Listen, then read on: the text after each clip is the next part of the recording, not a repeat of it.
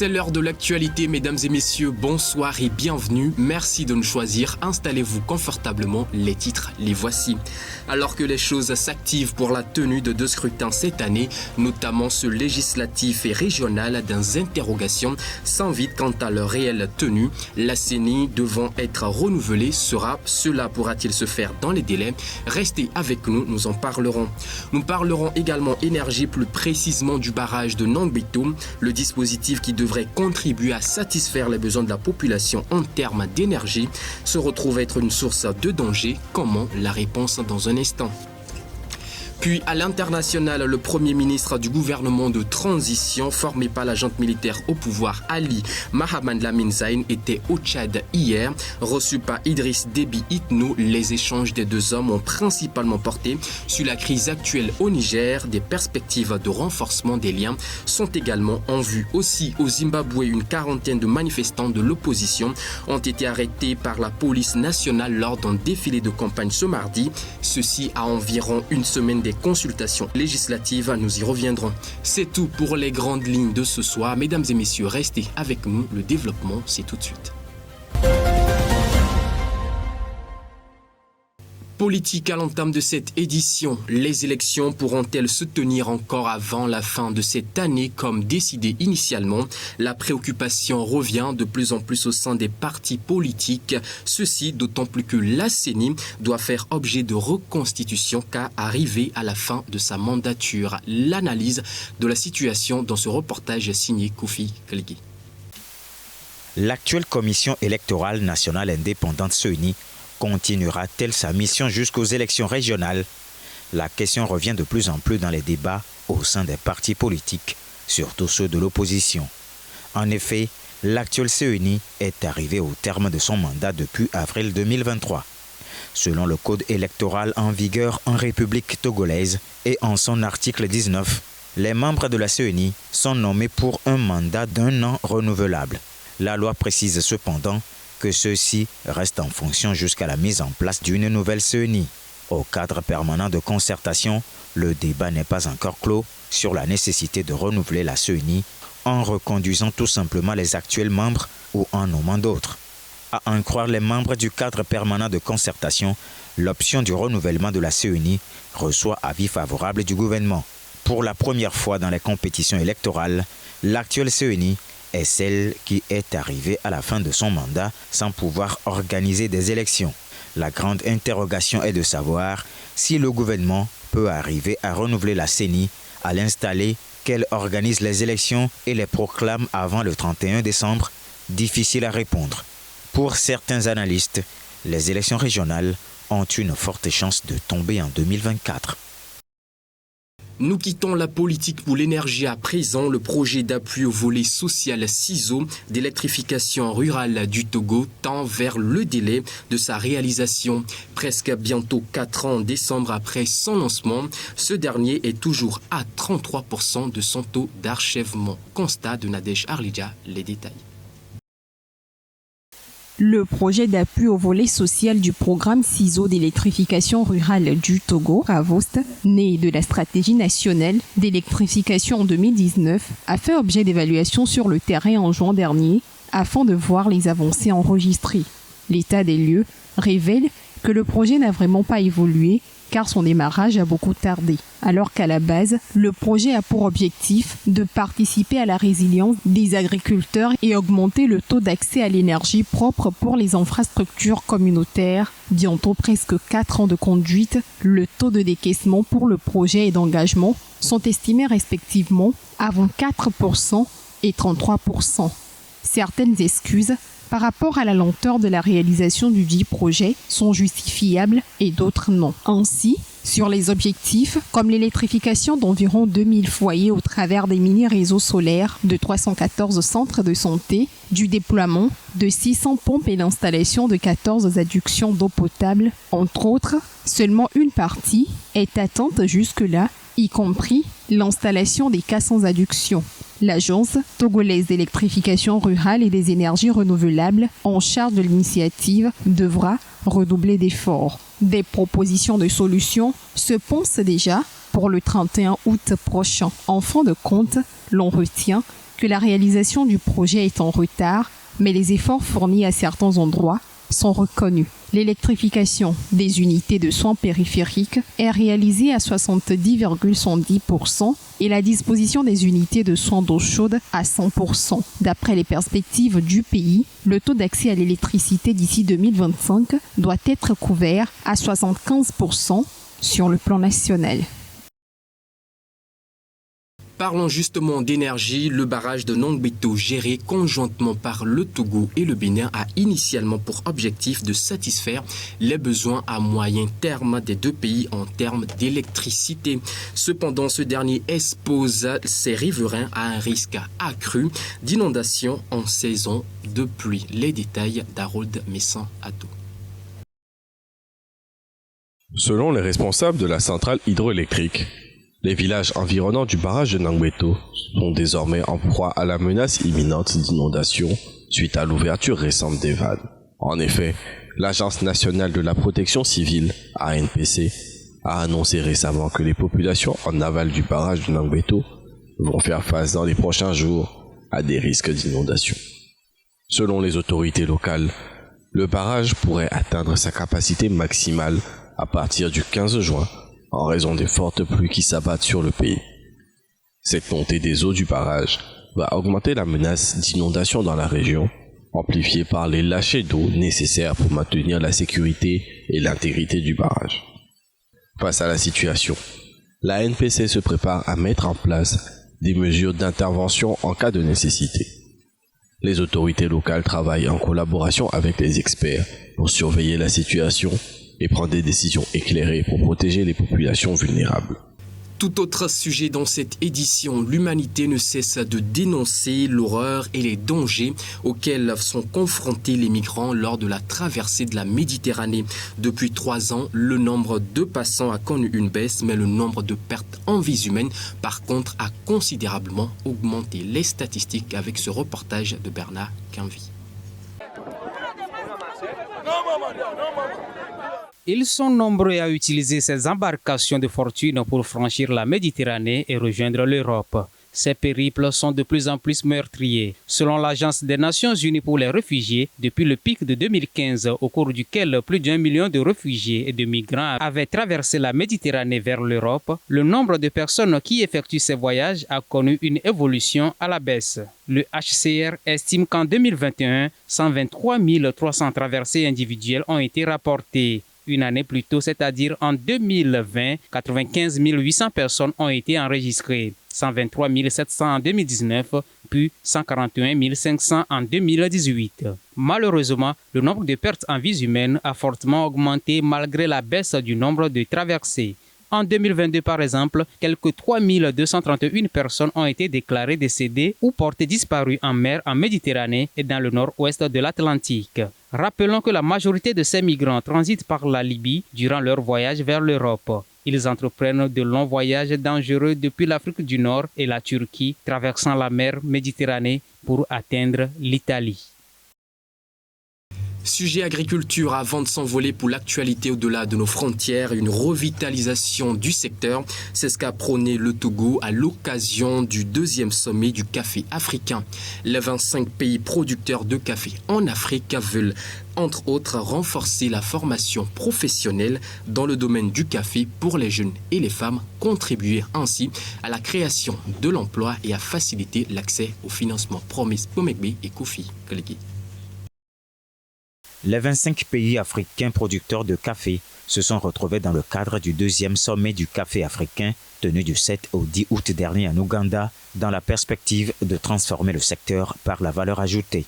En effet, la production africaine représente environ 12% de la production mondiale de café. Cette dernière n'a contribué qu'à hauteur de 2,5 milliards de dollars à l'économie africaine en 2021, alors que la valeur commerciale mondiale est estimée à 466 milliards de dollars.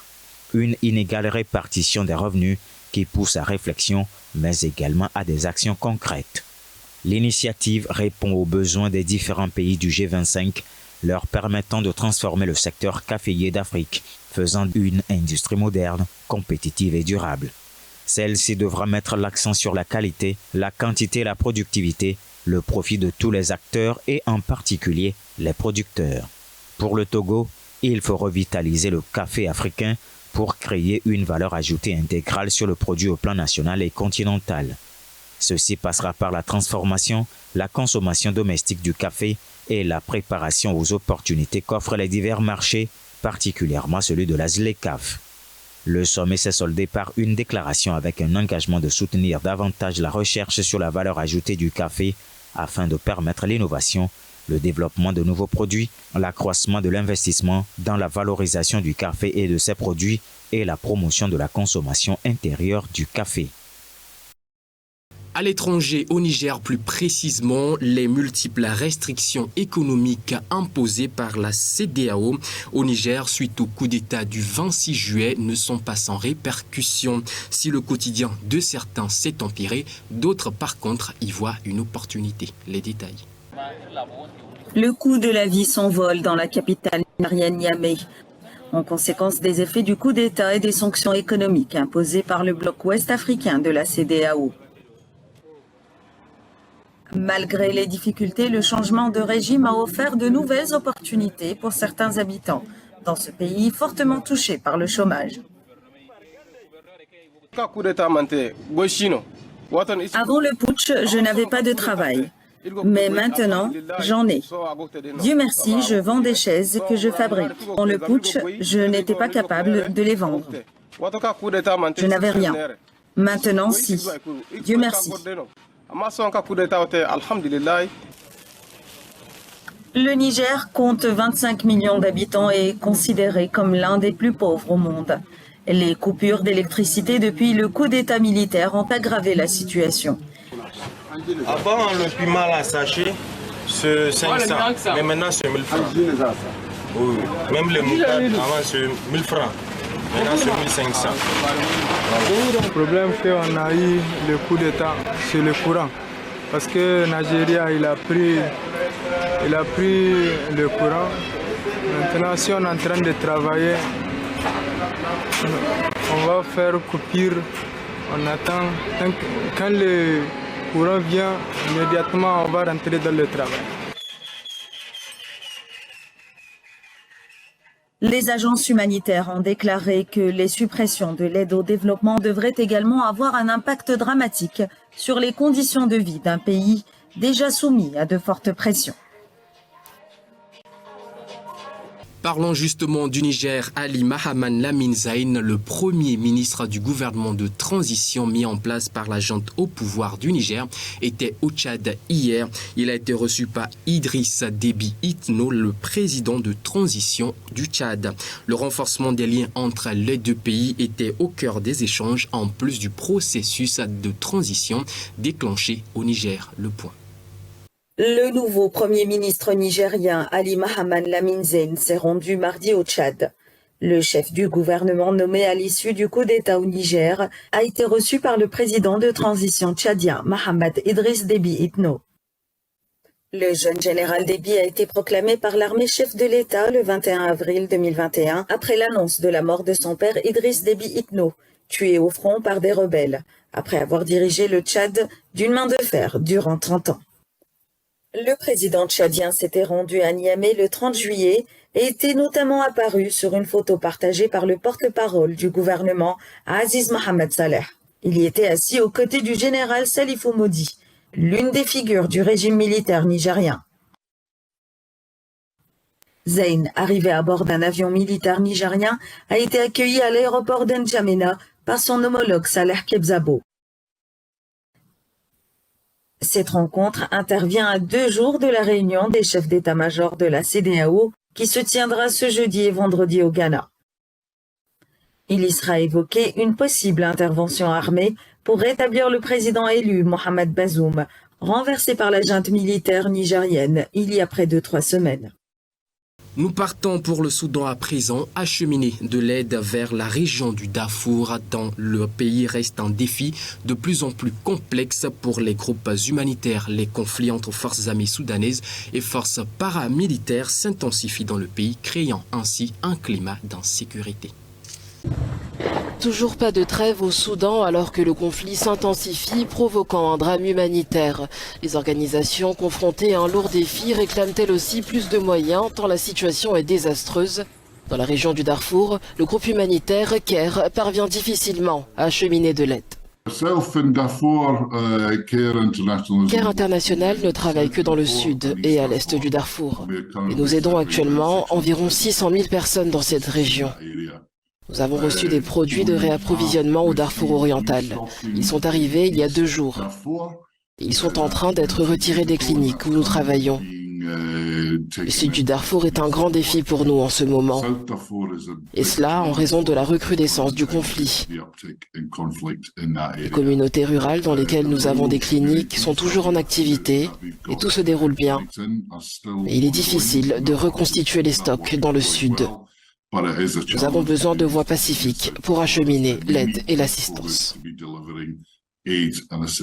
Après 4 mois de combat, aucune issue ne semble en vue au Soudan, où la capitale a été réduite à un champ de bataille.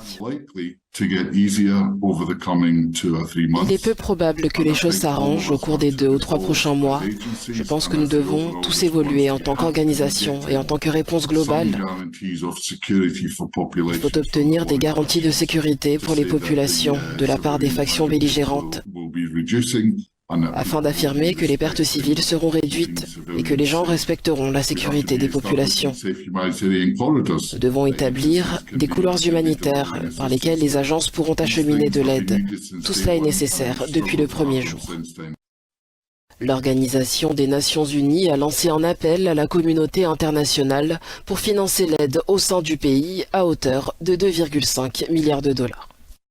Toujours au Soudan, la situation de crise occasionnée par les conflits s'illustre également dans les hôpitaux. Ces derniers sont non seulement à court de ressources techniques, mais également débordés, comme le montre si bien le reportage qui suit. Au Soudan, la situation des hôpitaux est désastreuse. Le système de santé est à l'agonie depuis le début du conflit en avril dernier. Pourtant, chaque jour, des civils affluent, comme ici, dans un centre de Port-Soudan, où les patients souffrant d'insuffisance rénale subissent une dialyse, tandis que d'autres attendent des traitements. Sur 37 machines de dialyse, nous exploitons 25, car il y a beaucoup de demandes et chaque jour, une machine tombe en panne. Donc, s'il n'y a pas de solution rapide et pas d'équipement ou de machine médicale, le centre devra fermer.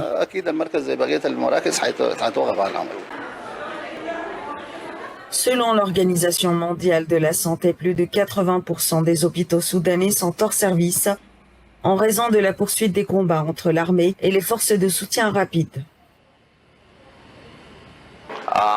L'hôpital de traumatologie est actuellement hors service et l'hôpital pour enfants fonctionne à 50%. Son administration a dû licencier une partie de son personnel médical. L'hôpital pour enfants n'accepte que les cas critiques, alors que l'hôpital de traumatologie est totalement fermé. Depuis le début de la guerre, au moins 17 hôpitaux ont été bombardés et 21 ont été évacués de force, tandis que 11 ambulances ont été attaquées. Au Zimbabwe, la situation de l'opposition politique semble s'empirer. À quelques jours des élections présidentielles et législatives, une quarantaine d'opposants ont été arrêtés ce mardi lors d'un défilé de campagne. Information communiquée par le principal parti de l'opposition et par la police nationale. Retour sur les événements. 40 opposants ont été arrêtés mardi au Zimbabwe à une semaine des élections présidentielles et législatives, a annoncé la police. Les arrestations ont eu lieu lors d'un défilé de campagne dans une banlieue de la capitale Harare. Sur les images partagées sur les réseaux sociaux, certains opposants se tenaient debout à l'arrière de camionnettes alors que d'autres défilaient dans le cortège. Les forces de l'ordre ont confirmé dans un communiqué l'arrestation de 40 militants de la coalition des citoyens pour le changement pour infraction à l'ordre public. Les opposants n'auraient pas respecté le périmètre déclaré par les autorités, précise la note. Le pays d'Afrique australe tient ses élections générales le 23 août prochain et depuis des mois, le président Emmerson Mnangagwa, candidat à sa réélection, est accusé par l'opposition de mener une répression croissante. Dans un récent rapport, l'ONG Human Rights Watch a dénoncé un processus électoral gravement biaisé, accusant la police de recourir à la violence contre l'opposition. C'est donc tout pour l'actualité de ce soir. Mesdames et messieurs, merci à vous de l'avoir suivi. Merci à vous pour votre fidélité. Ne ratez pas la rediffusion de votre programme de divertissement préféré Café Soleil à partir de 22h30. D'ici là, portez-vous bien.